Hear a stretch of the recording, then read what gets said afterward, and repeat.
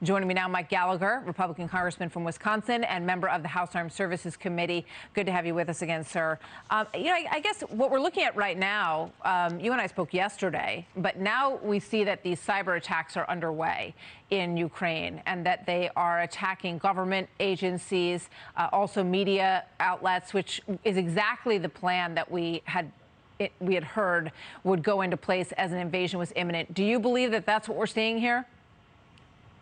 I do. I would call this preparation of the battle space. And I think what we'll see throughout this conflict as it worsens is how the Russians fully integrate cyber and electronic warfare into conventional operations in ways we haven't really seen before. I mean, imagine them attacking cell towers near Ukrainian troops. Ukrainian troops are too dependent on cell communications, thereby completely immobilizing them or their ability to communicate, taking down grids next to command and control centers. So I do believe this is a harbinger of a much bigger invasion to come. And I worry. The Biden administration seems committed to this approach. They're testing the theory that in a gunfight, they can prevail with sanctions and sternly worded statements. They have not brought guns to a gunfight.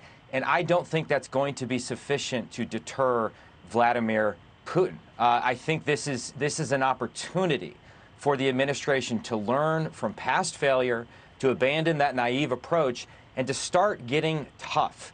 Thugs like Vladimir Putin are not going to be deterred solely by sternly worded statements and sanctions. We have to wake up. We have to step up, and we have to start projecting strength, or this is going to get much, much worse. Let's take a look at some of the coverage of this morning. A New York Post op-ed argues, quote, Biden's lame response won't be enough to stop Moscow's defiant madman Putin. And the Wall Street Journal says with Russia's invasion of Ukraine, a new Cold War arrives. I guess the question at this point, Congressman, is how to stiffen this response at this point. I understand from what you're saying that you are calling for more lethal aid. And we know that they don't have air defenses, which is obviously a huge problem when you're dealing with the Moscow military. But if you were in President Biden's shoes today, in this moment, given what has or has not been done, what would you do? I believe there's more we can do to expedite the delivery of critical weapon systems. Stingers and Javelins stand out. And if the Russians decide to use their staging ground in Belarus to do an invasion from the north, we can use certain mine technology to slow their advance. You know, the Russians invaded the Soviet Union invaded Afghanistan in 1979. It was a brilliant conventional maneuver, but then they slowly got bogged down in an insurgency that ultimately expedited the downfall of the Soviet Union. Putin wants a quick and decisive victory. At a minimum, we can turn this into a long and brutal slog a la Afghanistan in the late 70s for Vladimir Putin, thereby expediting his downfall in the process.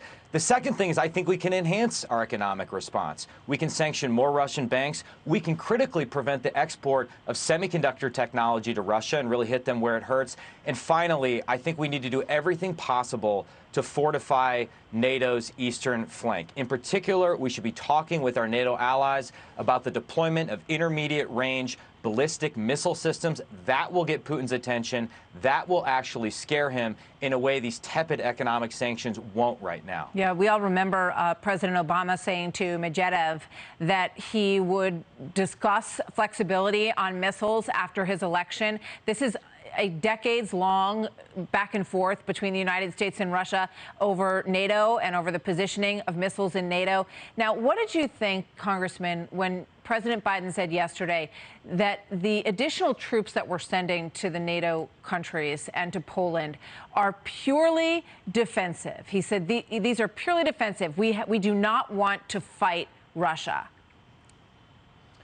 Well, as a military veteran, I find that statement to be incomprehensible and illogical. I mean, what does it mean to be a purely defensive weapon system? When I was holding a rifle in Iraq, was that purely a defensive weapon system until I was forced to fire it? It doesn't make any sense. And at a broader level, Martha, it's part of a theme with this administration where they keep telling our enemies what we won't do, even if you don't want to use military force in Ukraine. And I understand that impulse.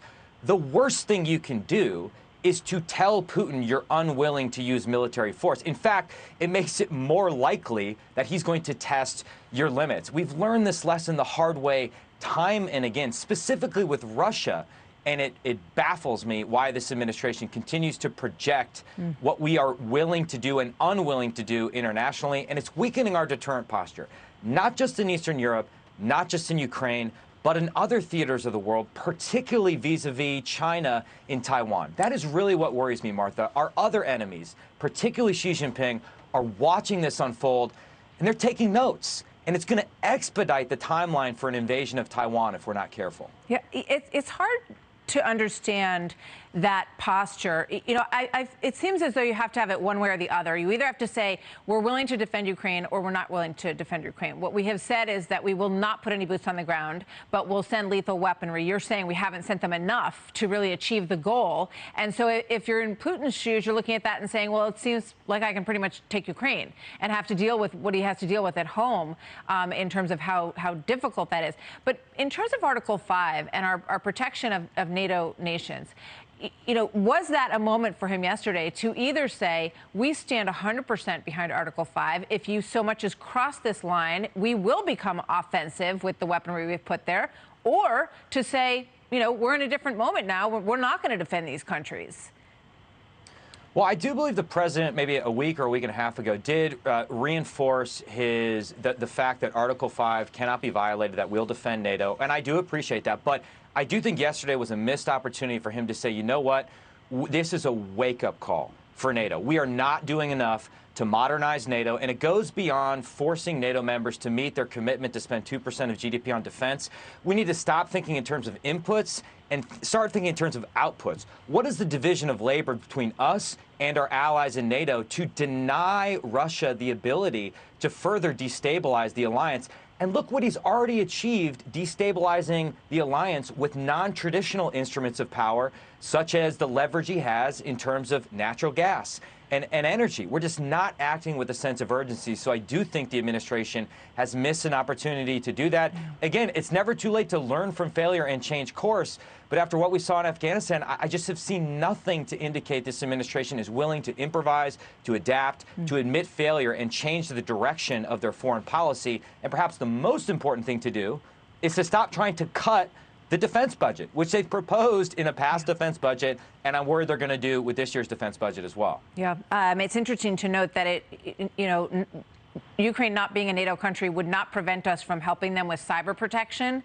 and we're seeing what's happening right now. So clearly, we have not been able to help protect their systems against a cyber attack from Russia. They're scrambling right now, and they have the help of some European nations to try to get these things back online and try to shift them to auxiliary systems to get them back up online, and we'll see how that works. Congressman, thank you very much. Mike Gallagher of Wisconsin, good to see you, sir.